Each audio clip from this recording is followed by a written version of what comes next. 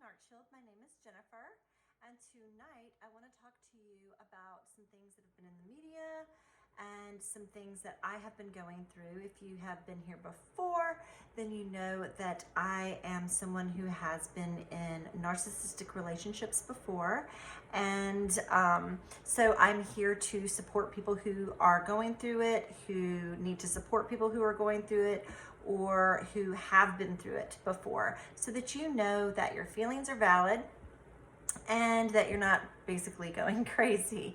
And so I haven't been posting probably as much lately because I have been busy, but I've also been working on myself some. And as you well know, I have been through a lot of things, and this is part of my journey, and I have been on this journey for quite some time, but I'm still going through it. And there are things that will bring up what some people will call triggers, and it's good. It feels uncomfortable when it's happening, but those are good things because it makes us deal with the things that are going on within inside of us, and that way we are able to heal and move forward. And in the media lately, we've got we've had the Me Too movement. We've had Jeffrey Epstein, that case, and the what's her name? I always say her name wrong. Ghislaine Maxwell, her case, and everything that's going on with that. Of course, that's right there with Jeffrey Epstein. We've had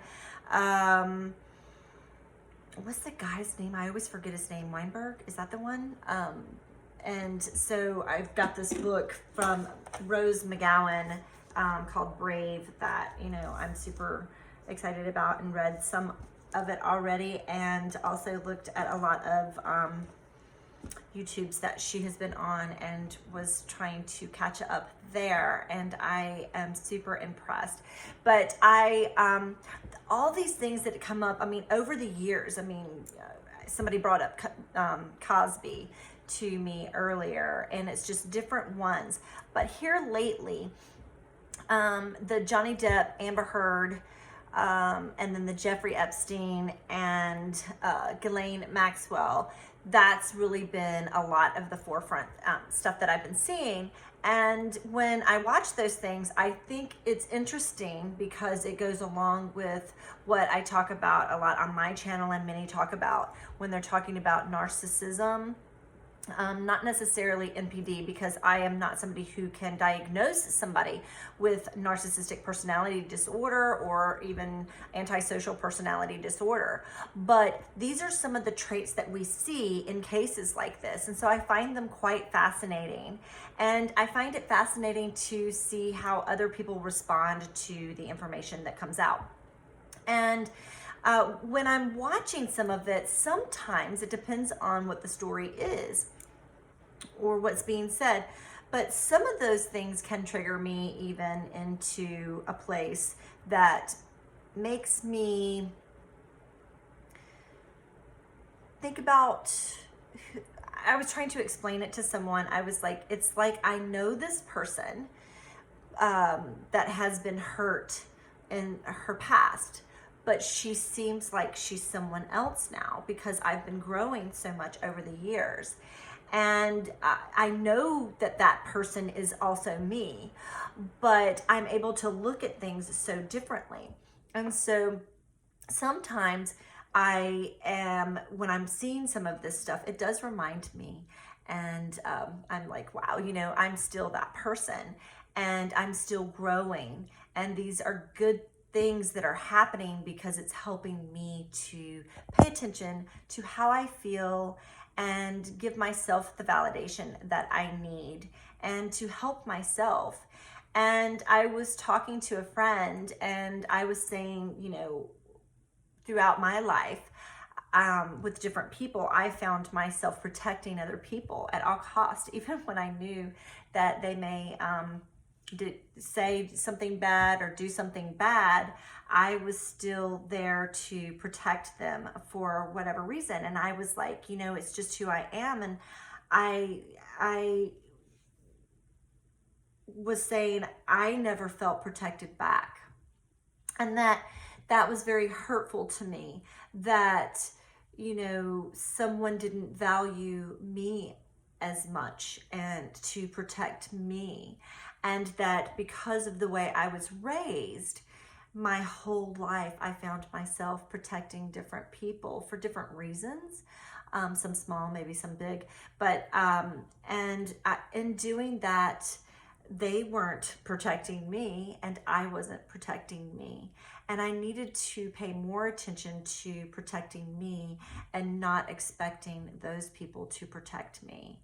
And that is part of that process. And so when I feel like I'm kind of a year behind with Rose McGowan, but when I saw her, and I recognized her right away because she was in a movie that I really loved, and a long time ago.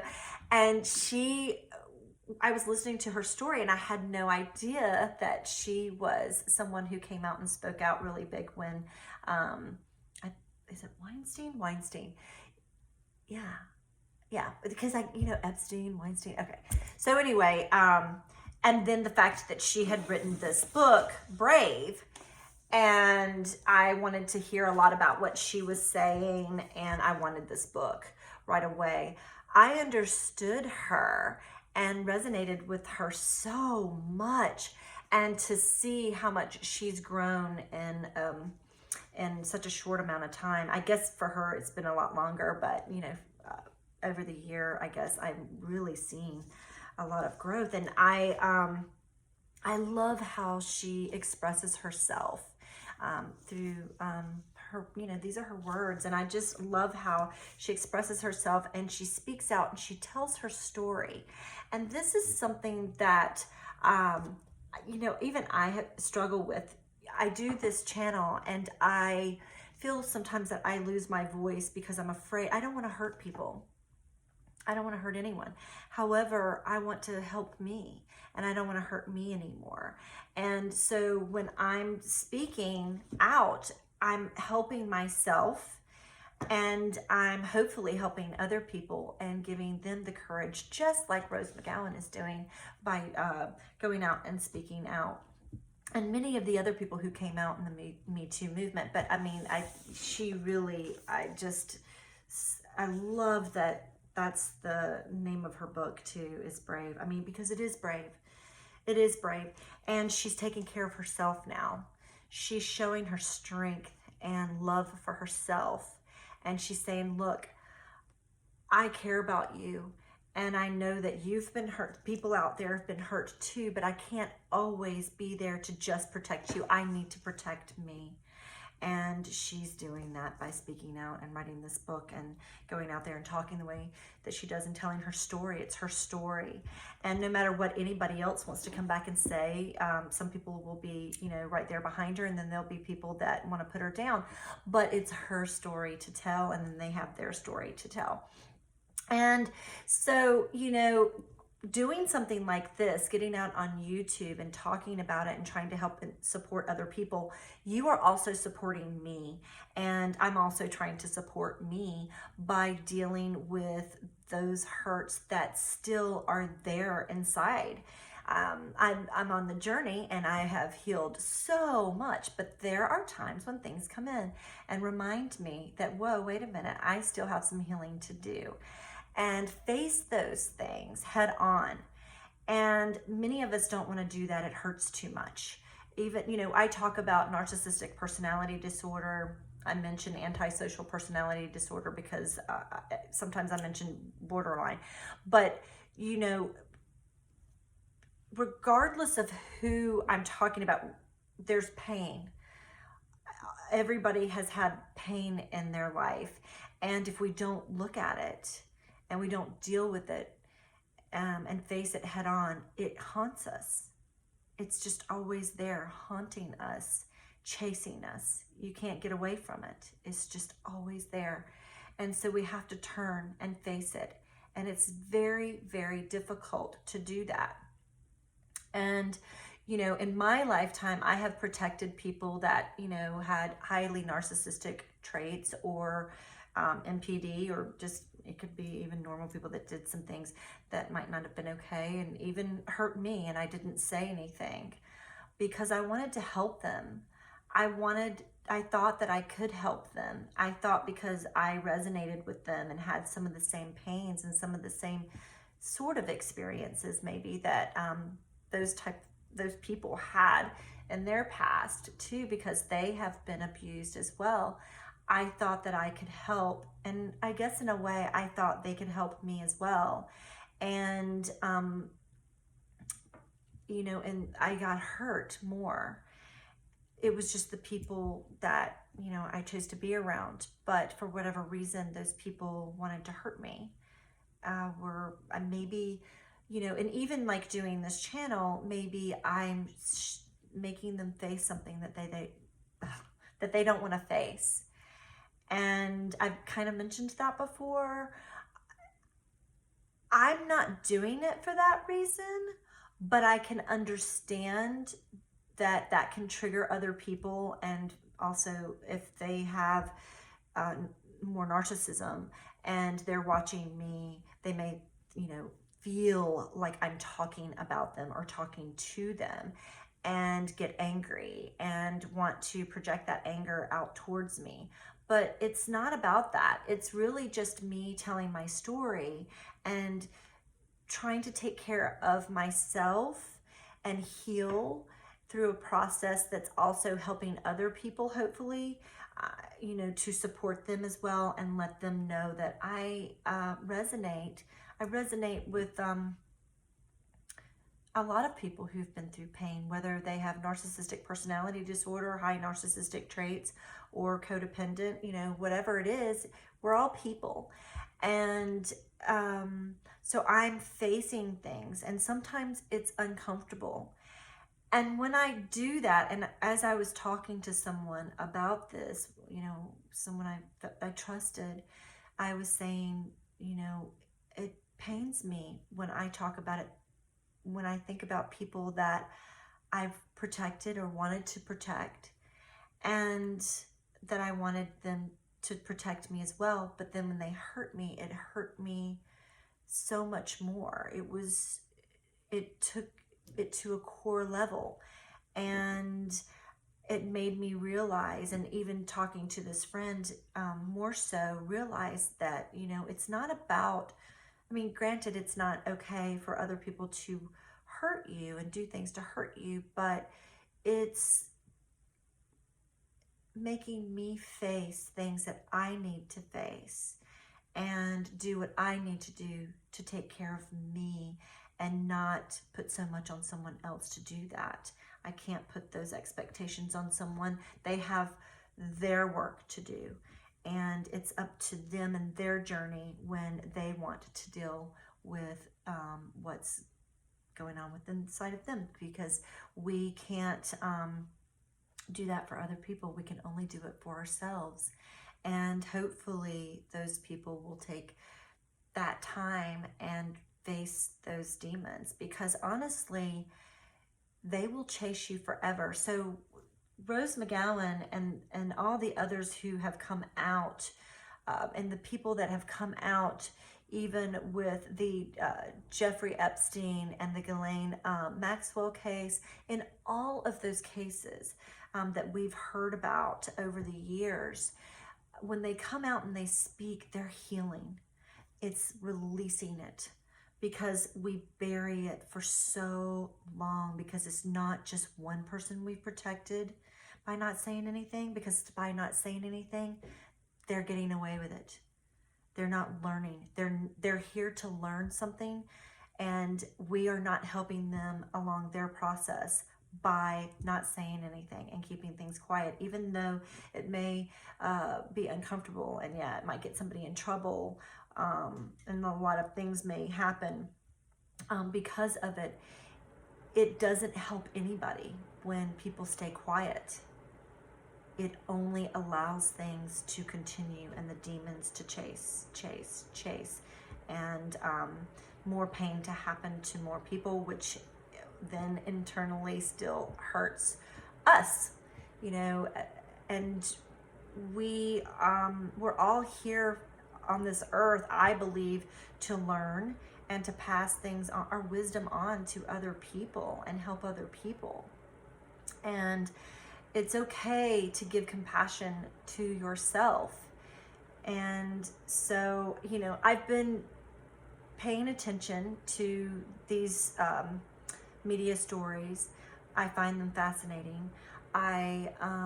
My heart breaks to the people that have been hurt, and I'm learning a lot within myself as well.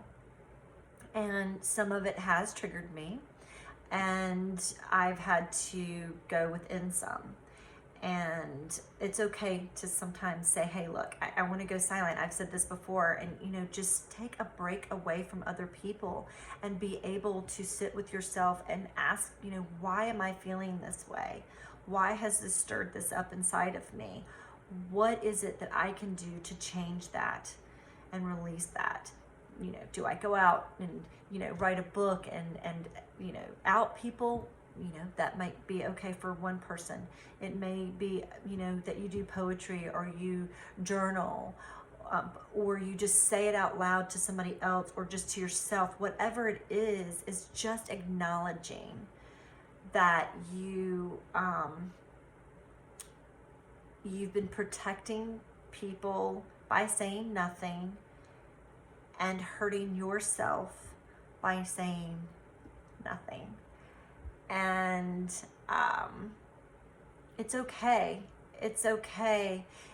It's better to rip the Band-Aid off and check it out, you know, and move through all of that pain rather than to keep looking behind you and seeing it chasing you. And there are people out there that will hurt you. They may not mean to, they may not realize they're hurting you, and they may realize that they are. And they're dealing with their own pain. And